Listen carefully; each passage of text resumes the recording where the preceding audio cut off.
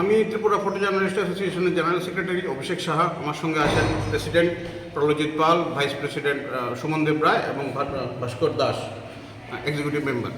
আমরা আজকে এই প্রেস মিটের আয়োজন করেছি একটা ব্যাপারে অবগত করার জন্য সবাইকে, যে 19শে অগস্ট ওয়ার্ল্ড ফটোগ্রাফি ডে। বিশ্বের বিভিন্ন প্রান্তে ফটো লাভাররা, অ্যামেচার, সিরিয়াস অ্যামেচার এবং প্রফেশনালরা এই দিন কিছু না কিছু অ্যাক্টিভিটিস করে থাকেন ফটোগ্রাফি নিয়ে। ফটো টক, ফটো এক্সিবিশন, টিপিজে তার জন্মলগ্ন থেকেই ওয়ার্কশপের আয়োজন করে এসছে এই দিনে।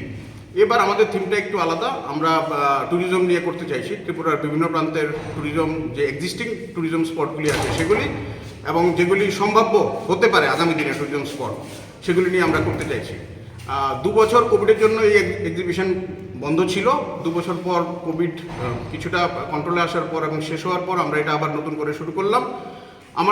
আমাদের প্রত্যেকটা ফটোগ্রাফার ত্রিপুরার বিভিন্ন প্রান্তের ছবি তুলে এনেছেন, যেগুলি সম্ভাব্য টুরিস্ট স্পট হতে পারে আগামী দিনের জন্য।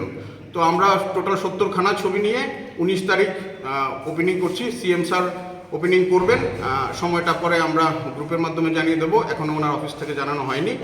তো 19-20 এক্সিবিশনের সময়কাল। তো আপনারা সবাই আসবেন। আপনাদের মাধ্যমে আমি সবাইকে বলতে চাই, আপনারাও এই কমিউনিটির অংশ, তো এটা আপনাদেরও একটা উৎসব।